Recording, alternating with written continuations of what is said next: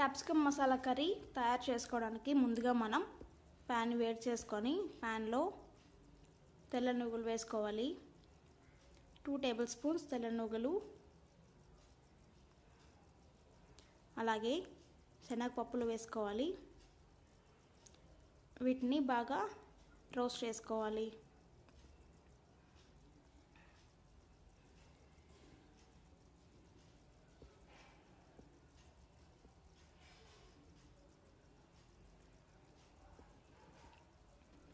ఇవి బాగా రోస్ట్ అయిపోయిన తర్వాత వీటిని చేసుకోవాలి. ప్లేట్లో తీసుకొని బాగా చల్లారనివ్వాలి.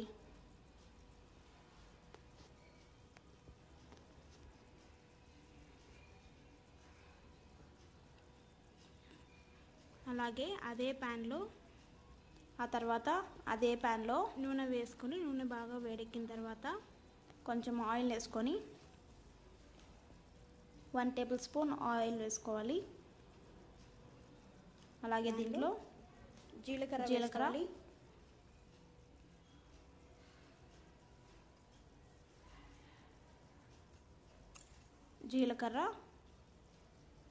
బాగా వేగాలి. జీలకర్రని బాగా వేగనివ్వాలి. అవి బాగా వేగిన తర్వాత దీంట్లో ముందుగా తరిగి పెట్టుకున్న ఉల్లిపాయ ముక్కలను వేసుకోవాలి. ఉల్లిపాయ ముక్కలు బాగా ట్రాన్స్పరెంట్ అయ్యే వరకు వేగనివ్వాలి. దీంట్లో అల్లం వెల్లుల్లి పేస్ట్ వేసుకోవాలి. అల్లం వెల్లుల్లి పేస్ట్ దంచుకొని వేసుకోవాలి. ఆ పచ్చివాసన పోయే వరకు బాగా వేగనివ్వాలి. అది బాగా వేగిన తర్వాత కొంచెం పసుపు వేసుకోవాలి. ఆ తర్వాత ముందుగా తరిగి పెట్టుకున్న టమాటా ముక్కలు వేసుకోవాలి.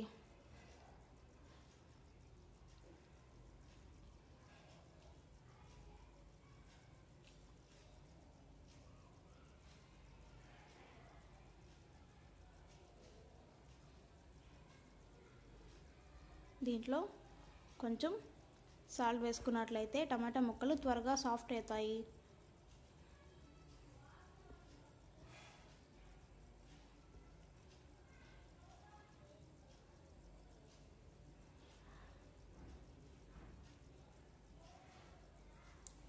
టమాటా ముక్కలు బాగా సాఫ్ట్ అయిన తర్వాత కొంచెం కారం, 1 టేబుల్ స్పూన్ కారం, అలాగే 1 టేబుల్ స్పూన్ ధనియాల పొడి,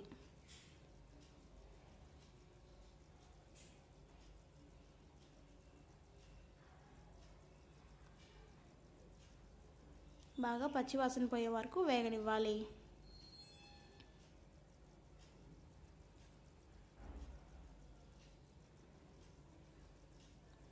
ఆ తర్వాత ఇది కూడా ప్లేట్లో తీసుకొని చల్లారనివ్వాలి.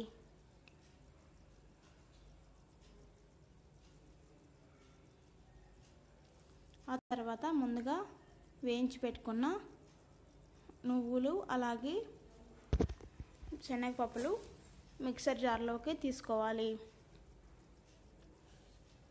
అలాగే ఇందాక ఫ్రై చేసి పెట్టుకున్నాం కదా ఆనియన్ టమాటా మిక్సర్ని కూడా మిక్సీ జార్లో వేసుకోవాలి. థిక్ పేస్ట్గా రావాలంటే కొంచెం నీళ్ళు వేసుకోవాలి.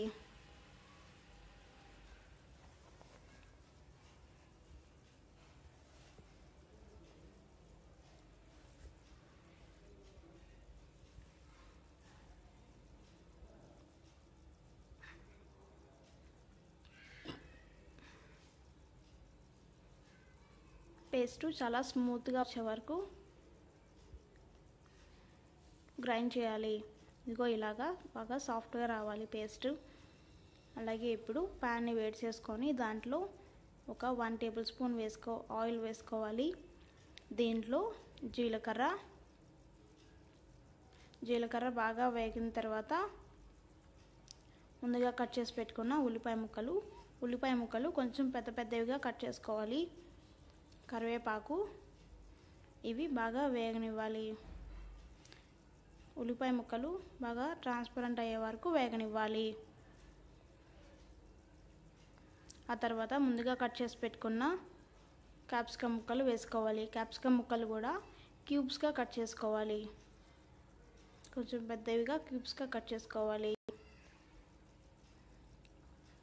క్యాప్సికమ్ ముక్కలు బాగా సాఫ్ట్ అయ్యే వరకు వేగనివ్వాలి. ఆ తర్వాత ముందుగా సిద్ధం చేసి పెట్టుకున్న పేస్ట్ని వేసుకోవాలి. పేస్ట్ చాలా థిక్గా ఉంది కాబట్టి త్వరగా ప్యాన్కి అంటుకుపోతుంది. అలా జరగకుండా ఉండాలంటే వెంటనే వాటర్ వేసుకున్నట్లయితే అలా జరగదు.